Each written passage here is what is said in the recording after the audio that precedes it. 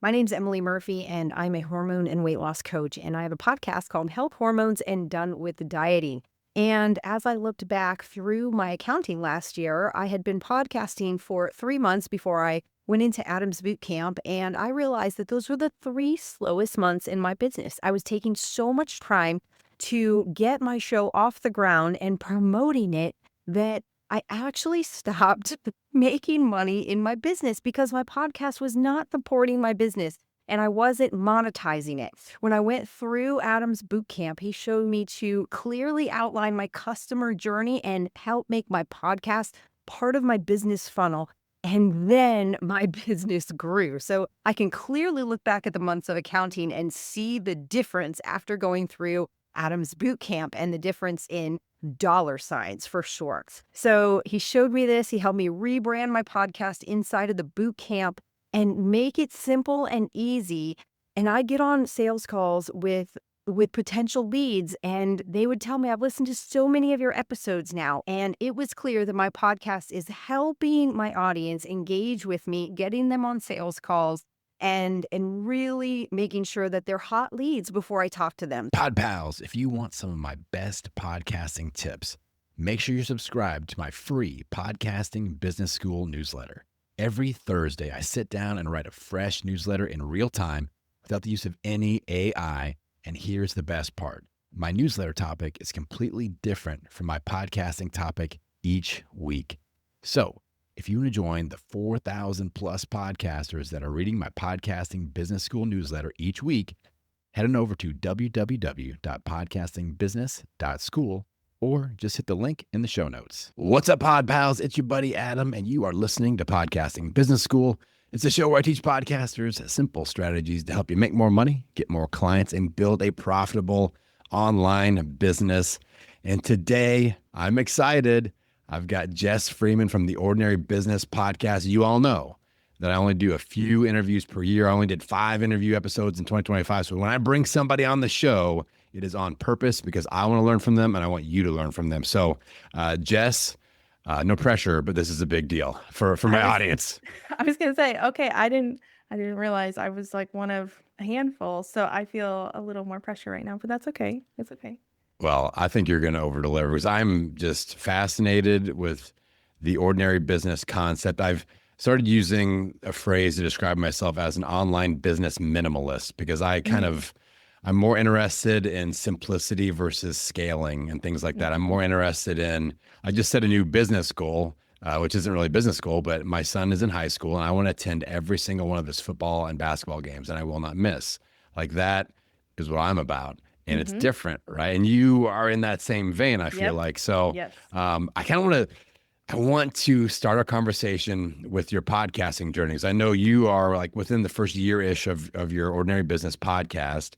What are you enjoying about it? But I also know there's probably something unexpected of like, I thought I was going to go this way, but it's kind of this other thing. So how's it going so far with the Ordinary Business podcast? So I don't know if you know this, the Ordinary Business Podcast is my 4th podcast that I've run, and it is by far the most fun that I've had. With the exception, I did one that was like not business focused, and that one was pretty fun.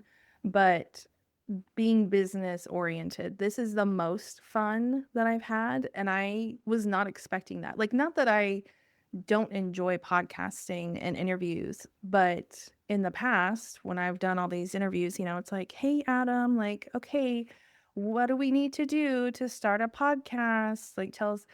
I find myself smiling throughout the entire interview. And even while I'm editing, I'm laughing. I'm like, I just love learning about this. And for people who haven't heard, the Ordinary Business Podcast is a little bit business focused, but it's a little bit more lifestyle focused. And so I'm just talking to other ordinary business owners, kind of seeing like, how are you juggling it all? Like, you've got kids, you have snow days, you have laundry and dishes, and you have clients, and like, how are you fitting in workouts? How are you making it to your kids' games?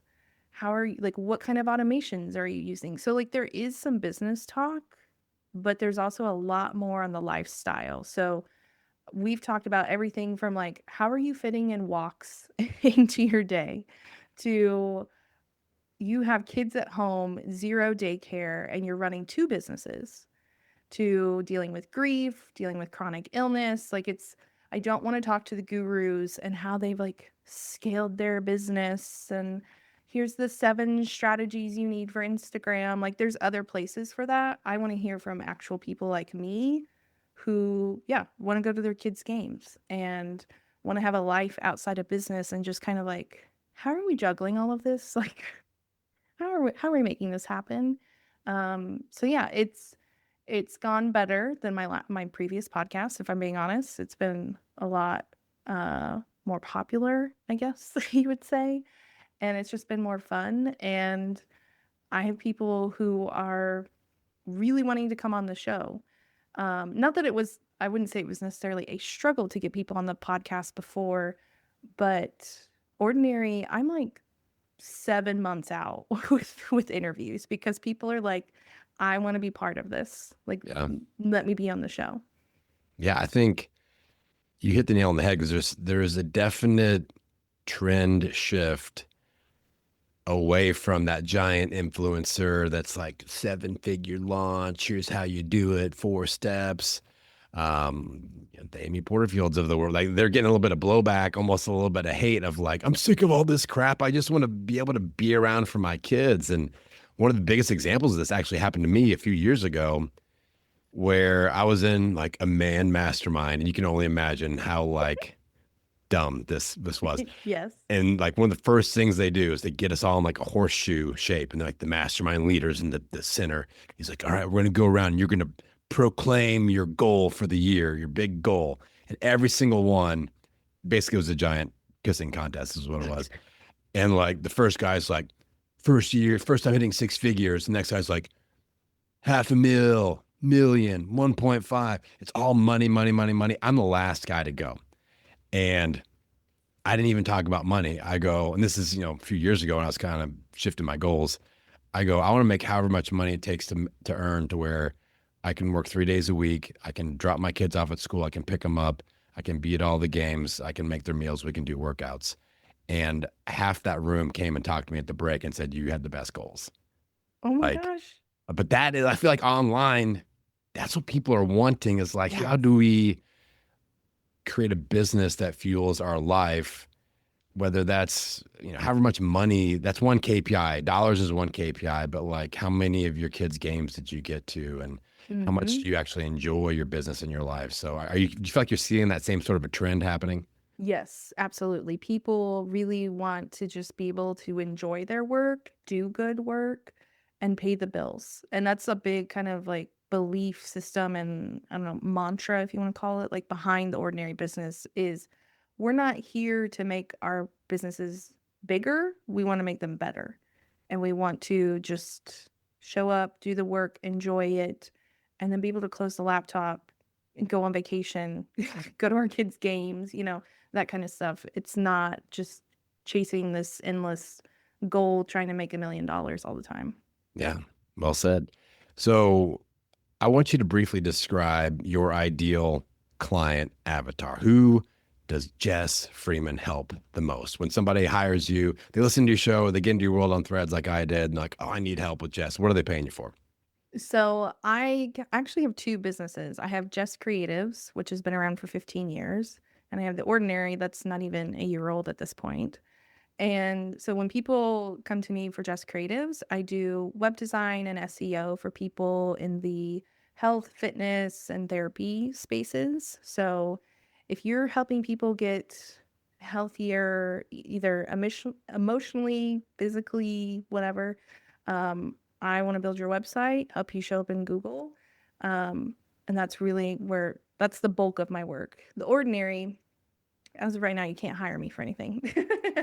So that's more of like a community and just, yes, there's some revenue generating things going on, but it's much smaller, more passive, if you want to call it passive. Yeah. But yeah, I'm all about the websites and the SEO and love to nerd out about that kind of stuff. Yes. And I would like to take our conversation there next, because this is admittedly my weakest area by far. I can like very confidently proclaim that I have gotten, I've been in online business for 11 years now. I launched in 2015. So almost 11 years. It'll be 11 this year at some point. I've gotten exactly 0 clients from my website. And Okay, I mean, well, we're gonna 0. need to change that. 0. And it's kind of like the whole obstacle is the way thing. Like, okay, I had to figure out a different way to do it. And that's Mhm. become my entire brand, because 99.9% of my clients find me because of my podcast strategy of SEO and keywords with that. But Mhm. I know that you're so good at what you do. Like I want to just kind of discuss some low hanging fruit of like a content entrepreneur Yeah. with our website. Like, what are some basic boxes that we need to be checking to make sure ideal fit clients are potentially finding and discovering us via our website? So I'll be Yeah. quiet. Okay, so the first thing that I would do for you, since you're already kind of focusing on SEO, and I know this is supposed to be tips for everyone, and it does apply to everyone, but with you in mind, my first step would be making sure that we optimize your website for the things you want to be known for. Like you're already doing that for your episodes, but we want to do it on your homepage, your about page, if you have sales pages, that kind of thing. And so for you, it might be like podcast coach, like how to grow a podcast, how to make money through a podcast, things that you're probably already talking about. So you probably have some of that SEO. So we might also look at like podcast coach, podcast strategist. Like I know those are some good keywords. So those would be, in the back end with the SEO, but it would also be on the actual page as well. This is a mistake that a lot of people make is you go to their website and it's like in my realm, there's a lot of like, I help you feel healthy and happy. What does that mean? Yes. What do you do? Like, so for you, I've not pulled up your website in a while. So like hopefully it doesn't just say something like, I help you get in front of people. Like, okay, you could be a speaking strategist, you could be a PR person, like are you someone who gets people on the news? Like, so yours would be something like, hey, I help podcasters get more clients or make Right. more money or, whatever. So being really, really clear about what you do. Now, this doesn't mean all your copy has to be super boring and bland and just like literal. You still want some personality in it. You still want some, specifics in there. You can have other words, not just like, here's a list of keywords that I'm just going to copy and paste onto my website.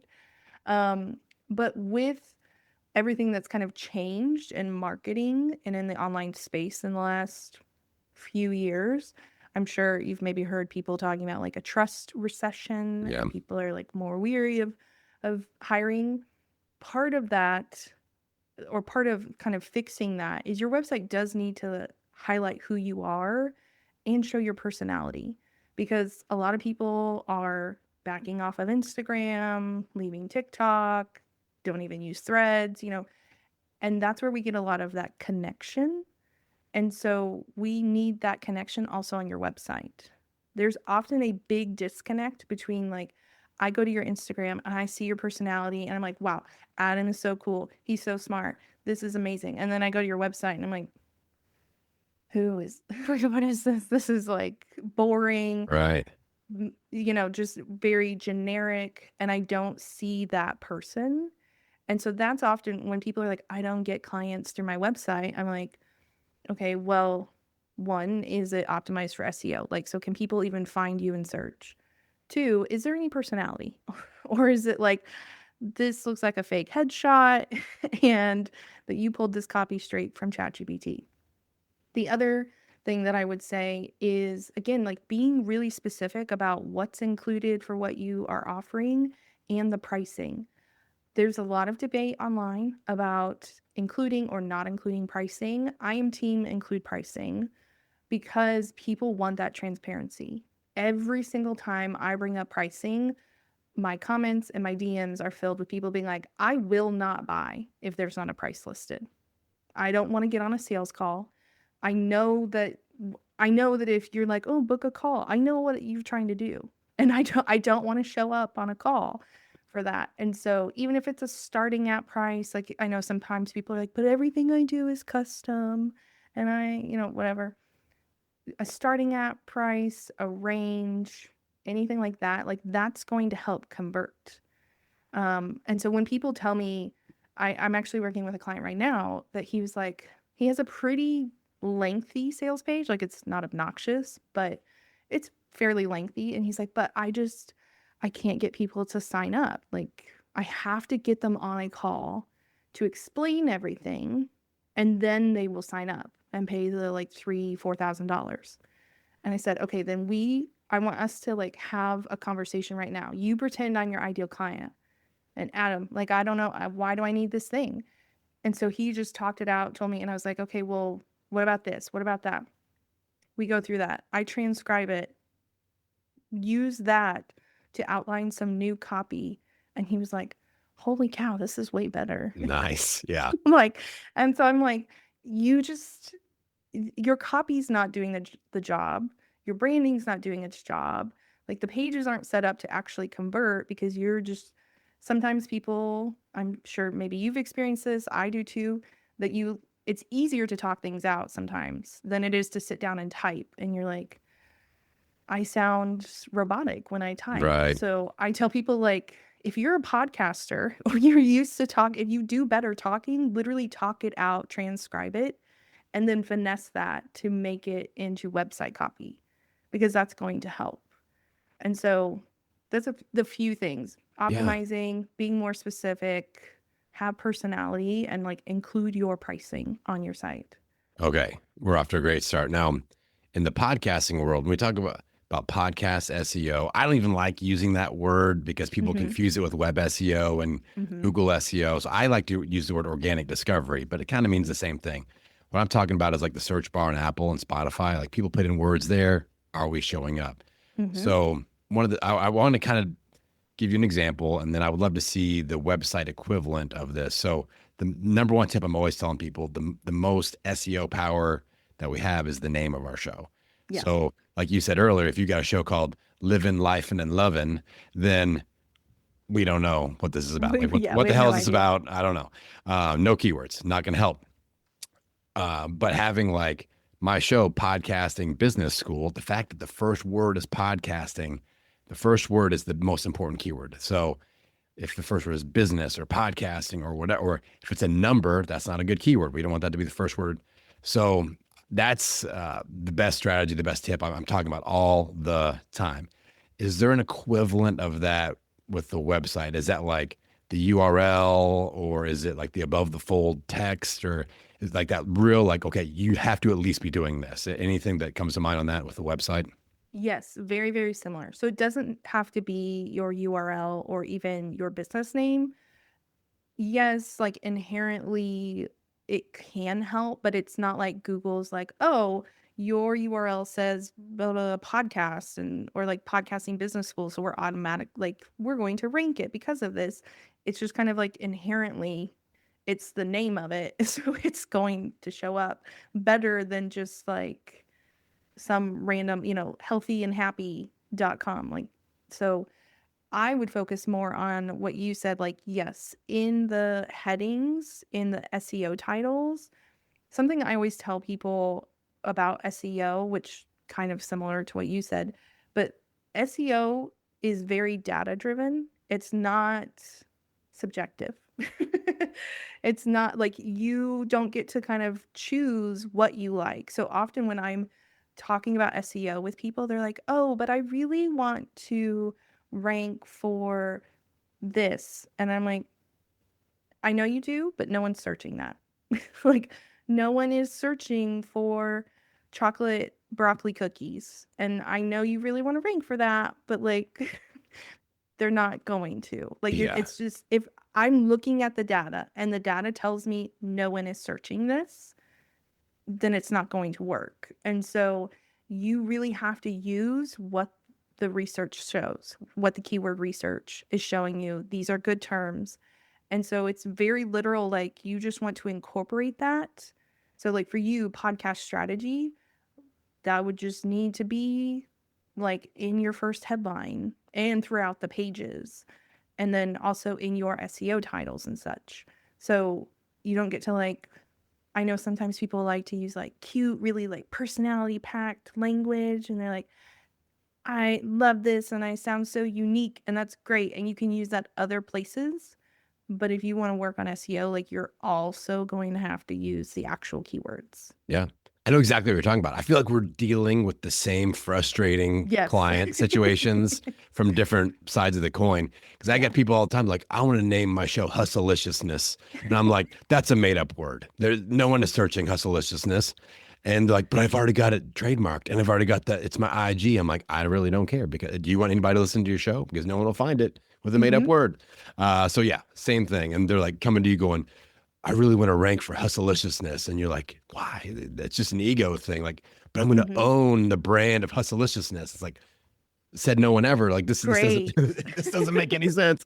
Okay, so I feel like we're kind of commiserating here. We're like, okay, we understand where we're coming from. Yes. Now, Yes.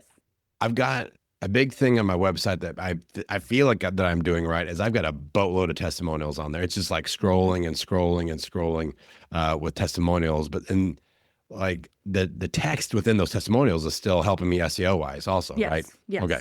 Mm-hmm. Yeah. Okay. So that's one thing that I often see on websites is these big walls of testimonials.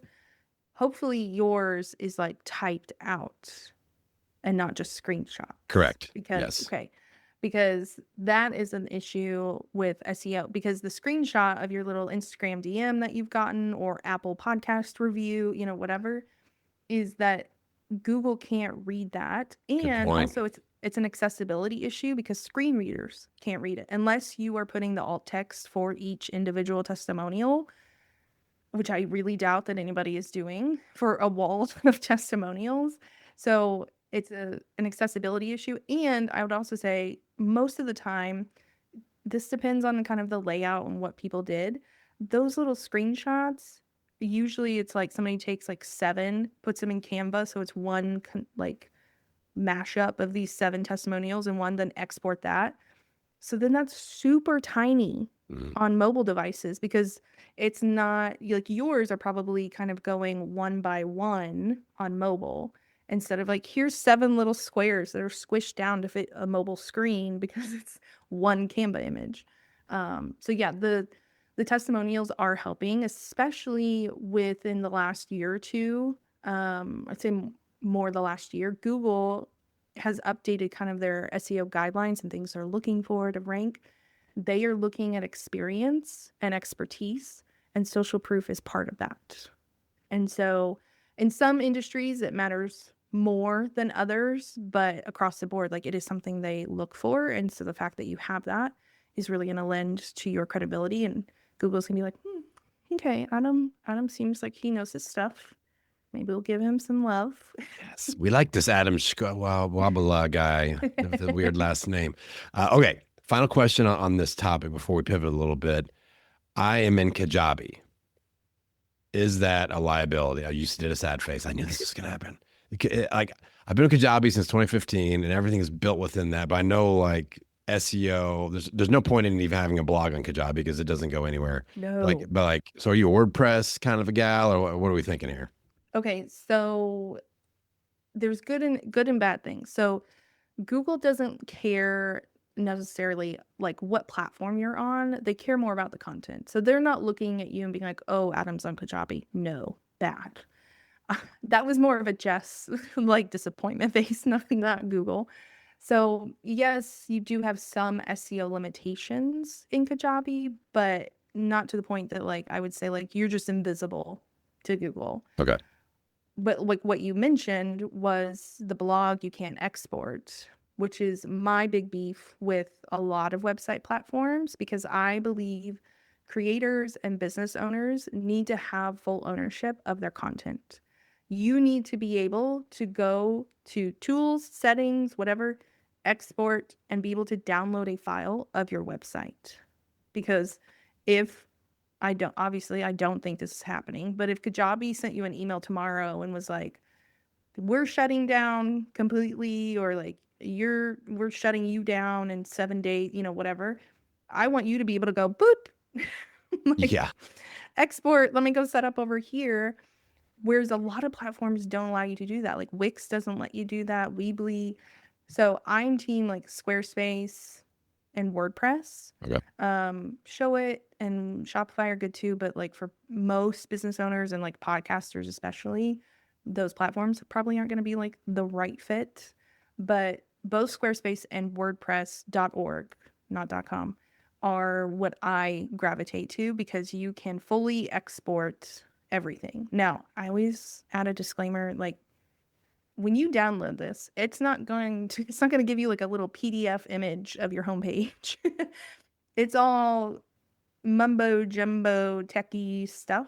So don't expect to just like be able to open up and see your website, but it gives you the file where you can hop over to Squarespace, upload, and have it, or vice versa.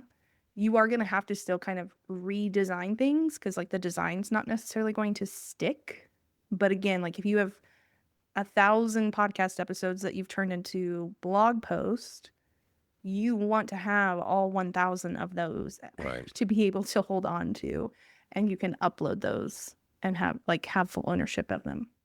Do you have like a blog hosting recommendation of like, okay, instead of posting to the Kajabi blog, which nobody sees, is there another place that I could just copy paste and put it in there and it gets it out there? Is it not worth it?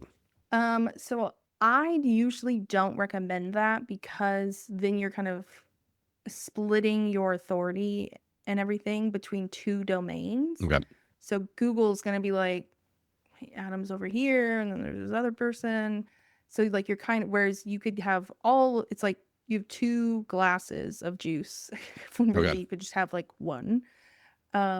It's not a bad thing necessarily as long as you don't have like duplicate content in both places. If you really did want to start blogging and you're like, hey, I at least want, because you could still build up SEO, it just wouldn't be on your primary domain. You could do WordPress and start there. Like you don't have to, you can just have a blog. There's nothing that Right. says you have to have like a home and about page over there. You could also like go to Substack or Medium. Obviously those are like owned by other people, so it's not like your own thing, but you could do that. I don't know the export options there because I'm not like, I don't really use this platform, so I would look into that before you start. But usually I really suggest people like get on a platform where you can do everything. Yeah. Yeah.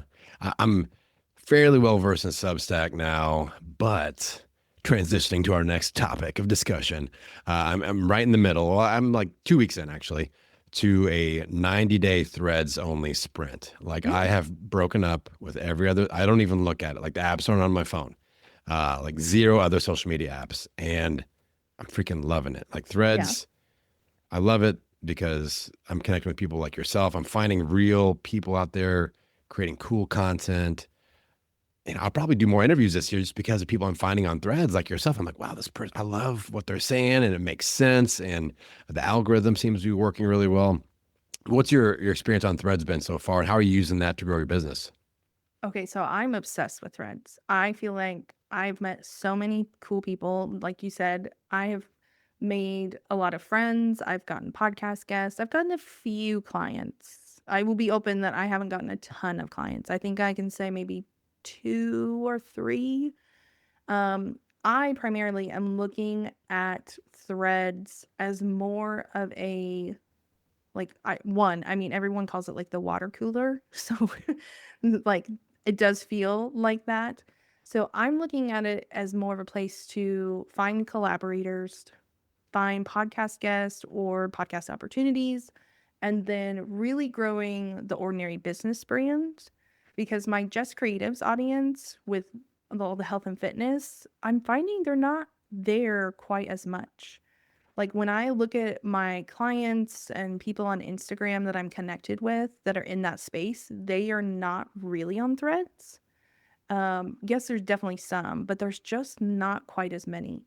And so I really love threads. And I know some people would be like, oh, my clients aren't there, I'm not going to spend time there. And some could argue maybe that should be the case for me, but I enjoy it far too much to give it up.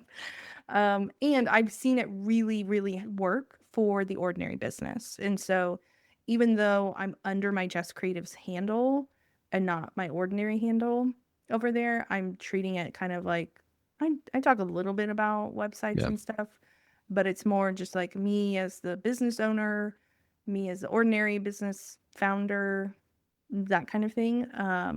But I wish maybe not everyone, but I wish more people were on Threads because it's so different and fun, and I really enjoy it. I feel like I might represent your ideal Threads consumer avatar because I enjoy all that content. Like that's why I invited you on the show. I'm like, I love Yeah. what she's saying about website SEO. I also love what she's saying about this like ordinary business lifestyle thing. Mhm. So it really vibed with me.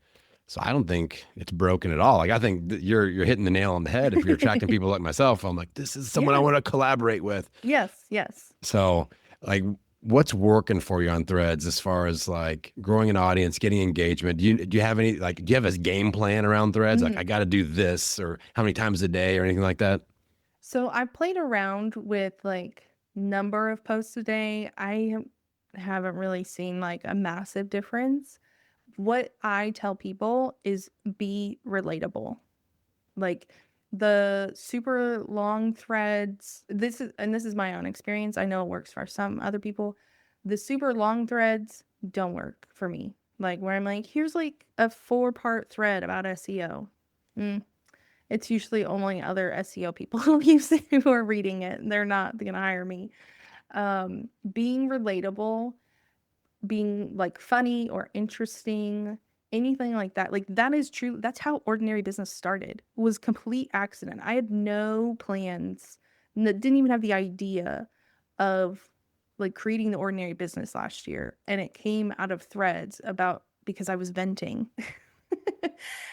And that like hit a nerve with other people and they were like, yes. And then like one thing led to another. So yes, I do post educational things, um, but they don't always get the most engagement. But if I can add just a little bit of like sass to it, sometimes that Yeah. attracts people. Like I made a post the other day that was something about like your website might be quote unquote fine, but fine isn't leading to clients. Like, let's raise the bar a little bit. And a friend of mine was like, another day of just attacking me and convincing me I need to update my website. She's like, it is on the list for this year. Yeah. Same. Yeah. I tag So, people about the names of their shows and I make fun of them. They're like, and I even talk about being an audio only podcaster. I had my first ever like real legit online hater. They were like, you are an audio elitist. And they were commenting as if that was a bad thing. They were commenting under all my posts going audio elitist. And then they would share it and say, you don't, you know, and people would actually have positive comments on their page off of my post. Like, I love what this guy is saying. And she had kept sharing. I eventually had to block her because it just got weird. But I put up a post, speaking of SaaS, one of the posts I get the most followers from is I go, the old school comedian Jeff Foxworthy, you might be a yes. redneck if. Mhm. So I do a what, you might be a podcaster if. And one of them is, you might be a podcaster if you've ever had sex and asked for a 5-star rating and review. I always get followers from that. Like that's, if you have more microphones than you have friends, you might be a podcaster. Mhm. If you've ever gone to Best Buy and subscribed to all the display devices to your show, might be a podcaster. And people like love that and they a little personality and it's having fun. And the thing I've noticed about Threads is like if you put up a post and it bombs, nobody sees it. So who cares? I know. You're like, whatever. So Yeah. yeah, it's just so much easier to connect with people. And on Instagram, if I post a reel, it just feels it's taking up more real estate. So it's like if I post 2 in one day, that feels like I'm posting a lot. I know some people post multiple times a day on Instagram. That's fine. But when I post 6 threads in a day, I'm like, No whatever. biggie. Yeah. Just Doesn't tossing it matter. out there. Yeah. Yeah. All right. I've got another question that is, you're the first person I've asked this question to. And I'm very Okay. excited to ask this question because it is something I'm absolutely obsessed about. And I feel like it kind of ties together everything we've been talking about. So at the beginning, I mentioned I am a certified online business minimalist. I'm going to read your mind about your online business. No, I'm an online business minimalist. So I'm obsessed with simplicity. So here's the question. If you had to break your business funnel down to its simplest form, like let's say you could only use one discovery platform, one platform develop some expert positioning, one specific call to action, one offer, like what, and that was all you were allowed to do. Like what would that potentially look like for you? Mm. Unfortunately, it's not going to include a podcast. That's fine. That's absolutely fine. I would say, I don't know if I remember all the things I'm So supposed to do. where first off, where are people going to discover you? How are they going to find you? Instagram. Okay. And then how are you going to develop expert positioning? How are people going to know, like, oh, this person knows what they're talking about? I am which is what I'm doing right now, posting daily and talking about different parts of the website, different pain points, different like the different ways that people can use their website. Like literally right now I'm going to a very limited series of like, okay, if you wanted to have a group program and that be the focus of your website, this is how you need to make it different. If you want to be a speaker or go into thought leadership, this is how you need to adjust your website, and going through a few different scenarios like that. But yeah, and then also I feel like part of what makes Instagram work for me, that has always worked, is just the behind the scenes and the kind of day-to-day life, and people get to like know you and connect with you. Which is, some of that is on Threads, but like I mentioned, my people aren't on Threads yet. So All right. So they're finding on Instagram. You're developing expert positioning with the videos you just the posts you just explained there. What's the call to action? Where do we tell them to go do from that content? for me, I'm gonna send them to my sales page, because again, I don't want to be forced onto a call. My people don't want to be like, they want to read the information first. And my website is obviously set up to give them all the information and funnel them into a service. So I'm gonna tell them to like link in bio, or like send them to a sales page or whatever. Perfect. And okay, so a question off of that, because I run into this a lot myself. More thinking about like, am I going to sell something directly from my show? I'm very comfortable selling something verbally. I can go, hey, go to the link in the show notes and go buy this thing if it's under $500. I feel like my audience wants to have a chat with a discovery call if it's over $500.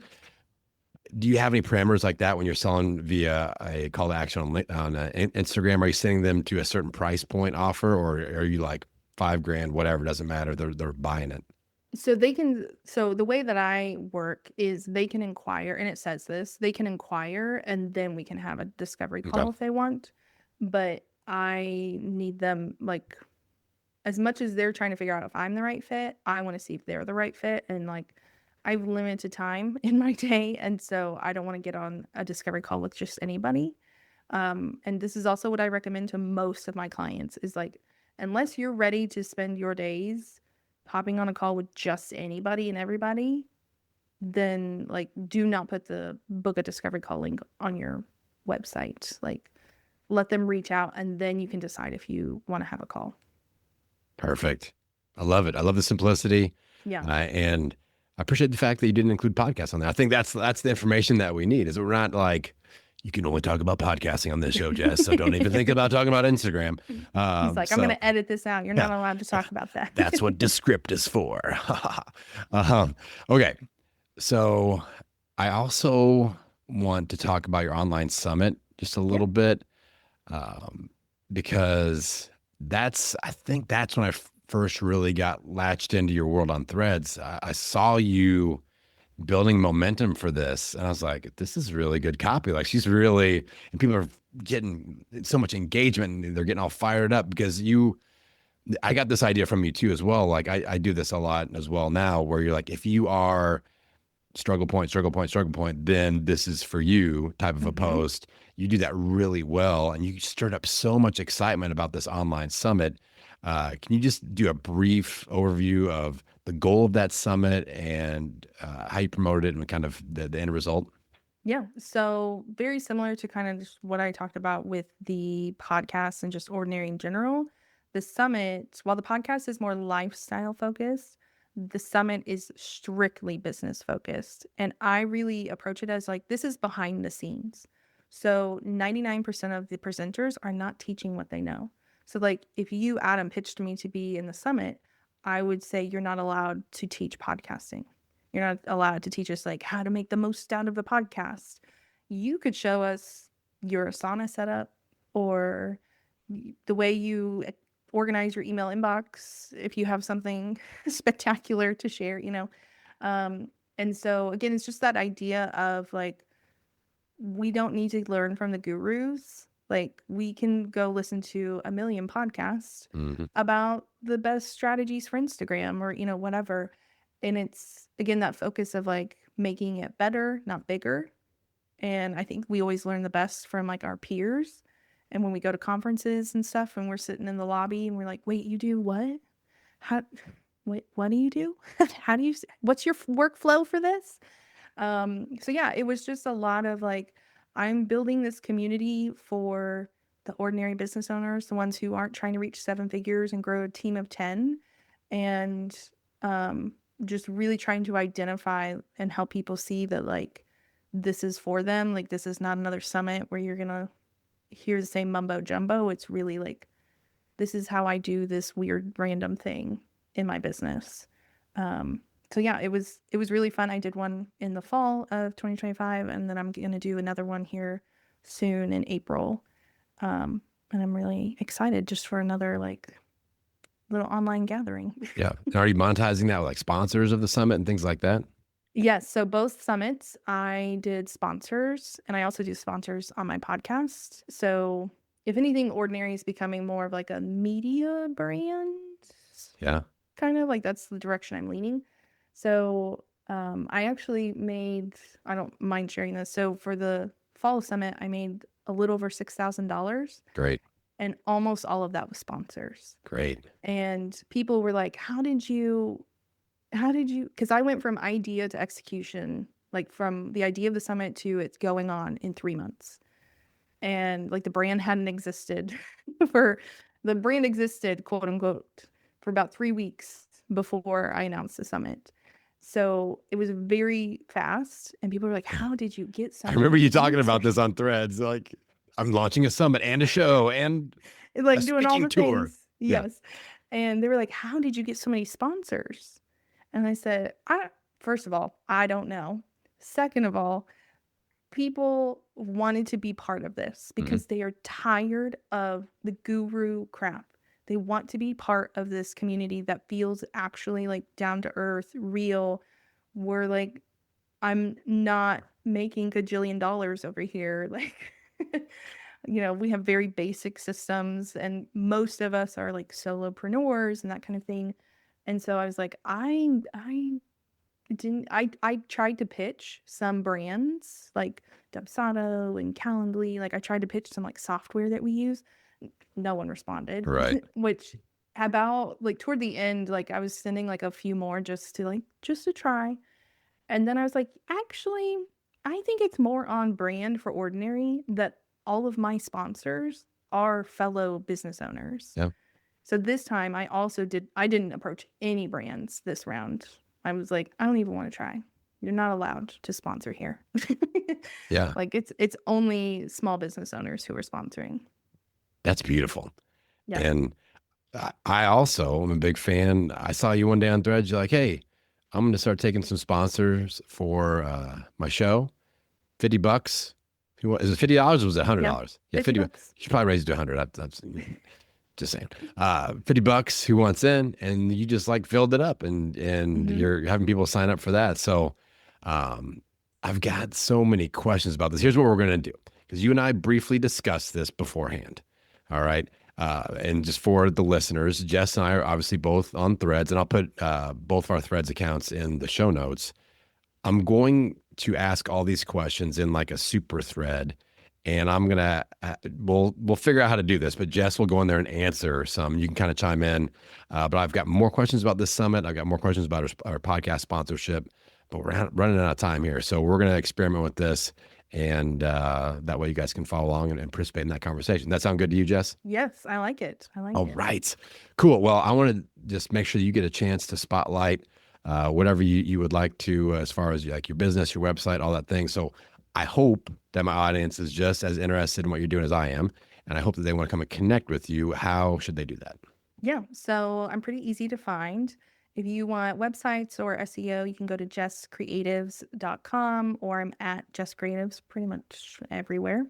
And then if you want to be part of the Ordinary Business, whether it's just part of the community, on the podcast, be part of the summit. I mean, you can't be a speaker, but there are still sponsorship spots available. You can go to theordinarybusiness.com, and literally the information is all there.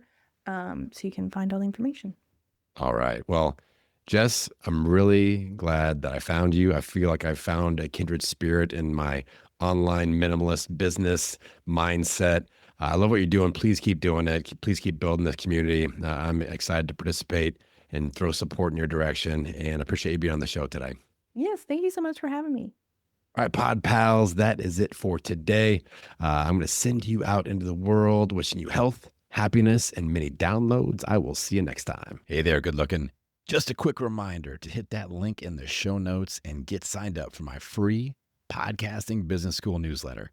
I'm going to send you a fresh, hot newsletter every single Thursday with some of my best podcast launch, growth, and monetization strategies.